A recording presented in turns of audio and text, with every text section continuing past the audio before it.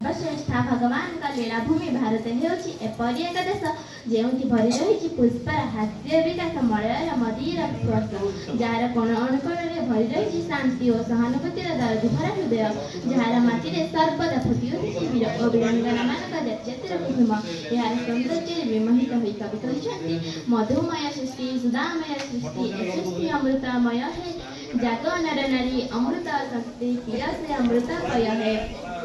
आज हेउछि पवित्र उत्कल दिवस मु तमर वक्तव्य आरंभ करने पूर्व एथरे उपस्थित थिबा समस्त गुरुजी गुरुमा को मोर भक्तिपूत प्रणति ज्ञापन कर आरंभ करूछि मोर वक्तव्य। आज विषयवस्तु हेउछि स्वतंत्र ओडिशा गठन रे मधुबाबूक भूमिका। 1948 मसीहा कटक सत्यमपुर ग्राम में मधुबाबू जन्मग्रहण करथिले। से उत्कल ओडिशा को स्वतंत्र प्रदेश गठन करिबार मुख्य भूमिका ग्रहण करथिले ओ विच्छिन्न होई ओडिशा रे विच्छिन्न होई जेतिबा ओडिया भाषाभाषी लोकों को एकत्रित करी से 1882 मसीहा रे एक सभा आयोजन करथिले। 1903 मसीहा रे एही सभार नाम दिया जायतिला उत्कल सम्मेलनी। से दीर्घ 300 वर्ष पाउथिबा कष्ट जंत्रणा को दूर करी आम ओडिशा को स्वतंत्र प्रदेश रे गठन करथिले।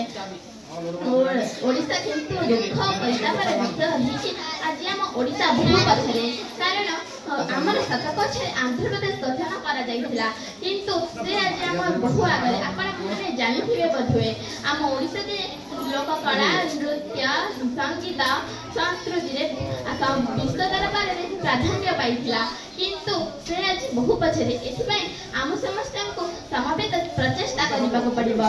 आज तेणु एही परिप्रेक्षी मधुबाबू मधुसूदन दास कहिथिले उठरे उत्कल संतान उठी तुआ केते दिने पूर्व गौरव पूर्व महिमा पड़ो नाही कि रे तोर मने। आज हेउछि पवित्र उत्कल दिवस अर्थात ओडिशार जन्मदिन। एही दिन आम समस्त एकत्रित